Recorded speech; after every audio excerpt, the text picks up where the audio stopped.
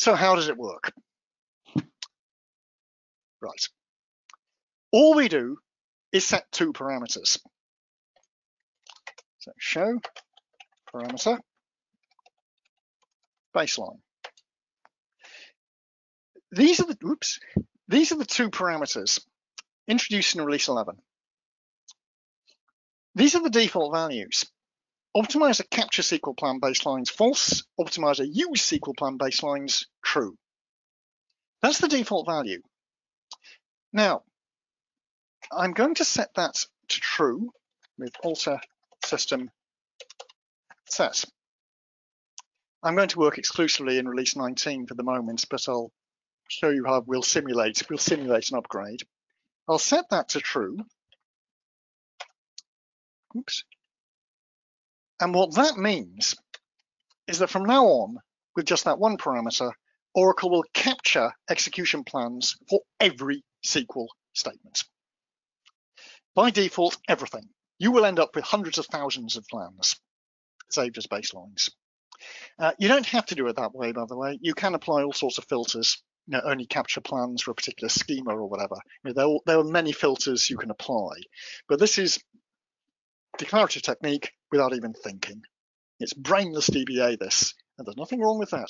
It works. So that's going to capture all my execution plans.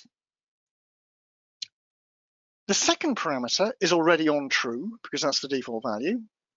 That allows Oracle's optimizer to use SQL plan baselines if they exist.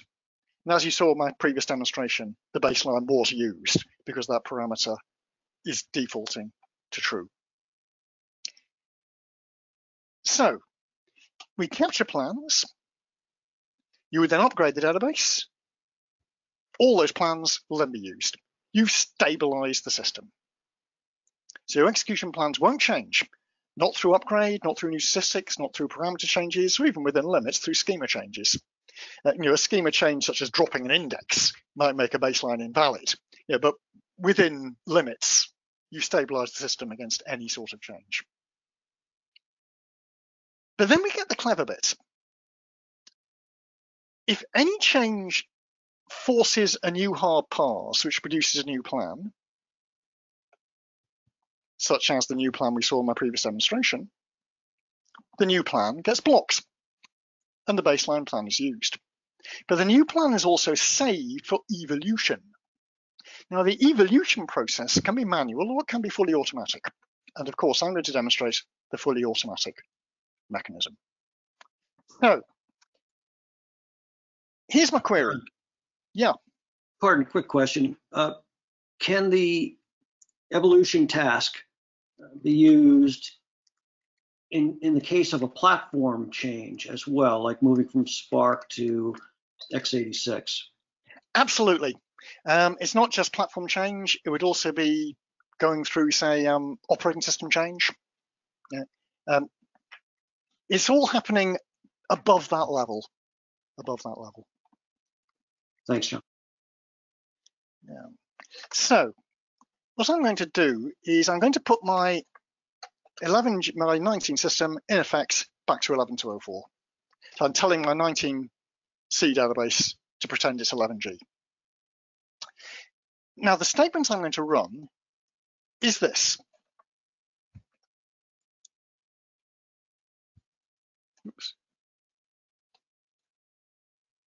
Select dname, select average sal from emp, where emp.depth equals depth.depth from depth. So this is, I'm projecting a scalar subquery. This is a pretty horrible thing in the Oracle environment, projecting scalar subqueries. So we run the statement, and back come my department to the average salaries, and that will have been done in 11G, effectively. So how did Oracle actually run this? What did Oracle actually do?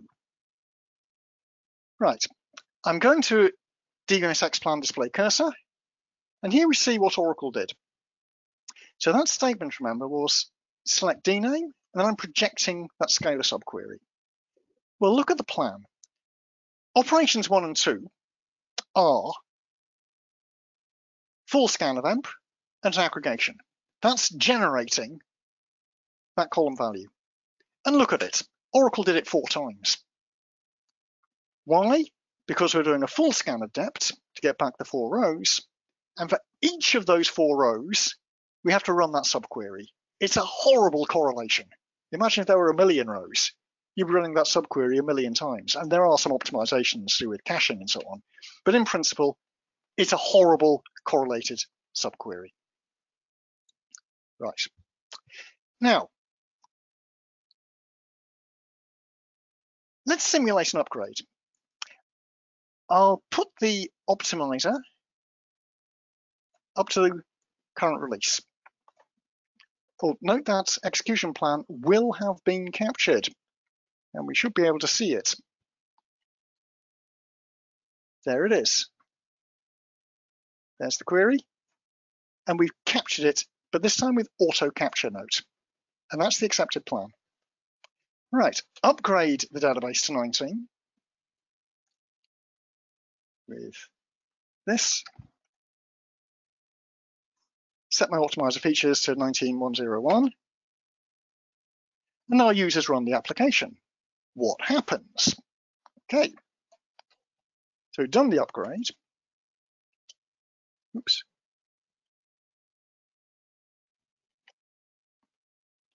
Session. Oh, don't be stupid, John. Sorry, set auto trace on, explain. That's better. Our end users run the application, that same statement, that projects the subquery, and we've got the same plan because there's the baseline. So we captured all our baselines, upgrade the database, nothing's changed. That would have stabilized the system through the upgrade, so performance can't degrade, but it can't improve either. And this particular query, release 12 and later, should be able to do a much better job. Take a quick look at the baselines, and we'll just see.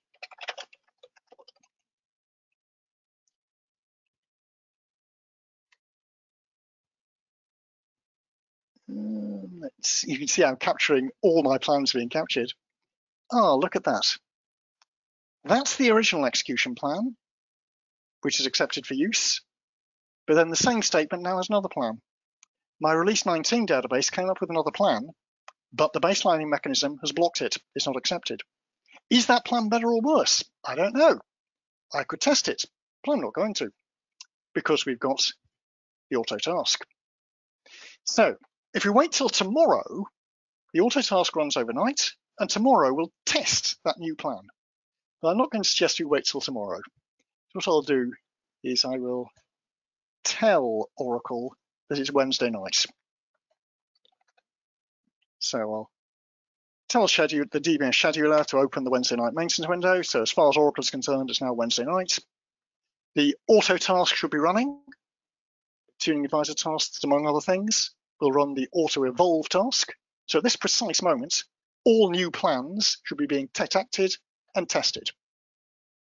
So let's move on to Thursday morning. I'll just close the Wednesday night window, close the window. It's now Thursday morning. Right, what happens when our end users run the application? So we'll run the code.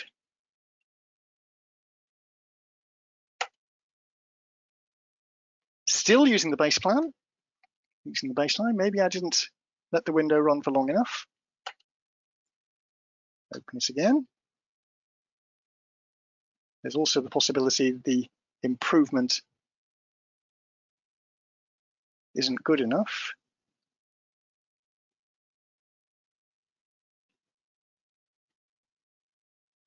Close. No, I'm not getting what I wanted. The evolution is not giving me the improved plan. And if we look at the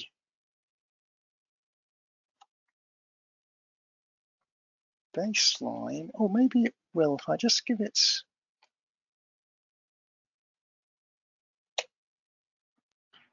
Live demonstrations involving tweaking around with the cost-based optimizer are fraught with type of issues. They are indeed. It doesn't want to evolve it.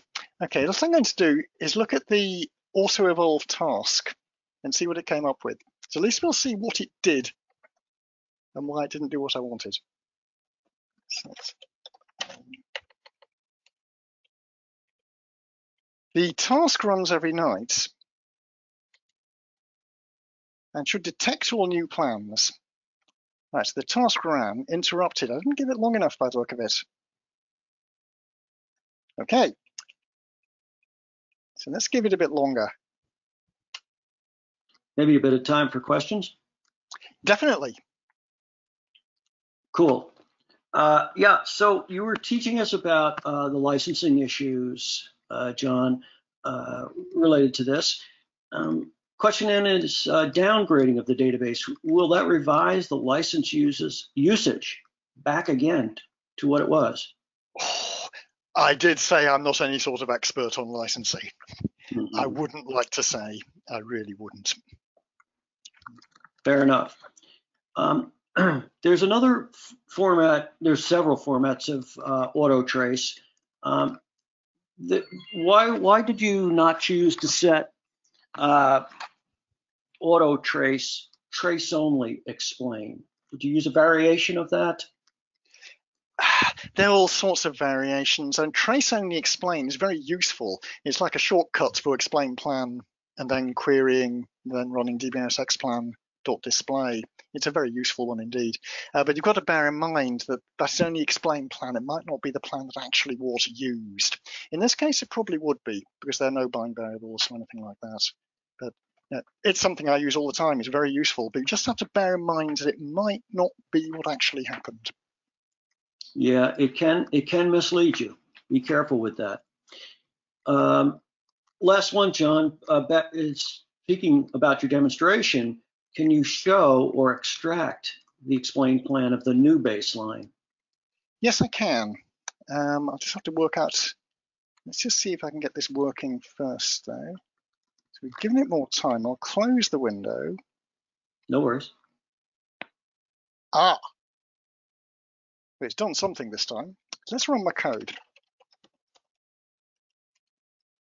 So I'm actually going to run it, note, and then I'm using explain plan. So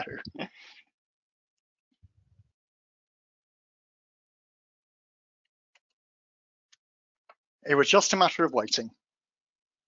So when I really did give the auto task long enough, I've now run the same code. Hey, presto, we've got a better plan. Basically, the current release of the optimizer can unnest the correlated subquery and rewrite it to a join, which release 11 couldn't do.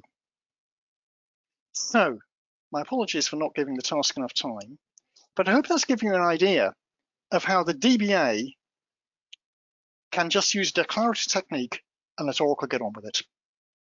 All you do is set 2 parameters to true before you upgrade or before your platform change, whatever else it is, run your entire workload. Leave it this way for a month, gather baselines for everything. Then you do your upgrade, whatever else the change it might be.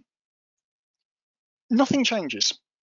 But then every night, this task runs, provided you give it long enough. This task runs. And what it did, it gives you quite useful information.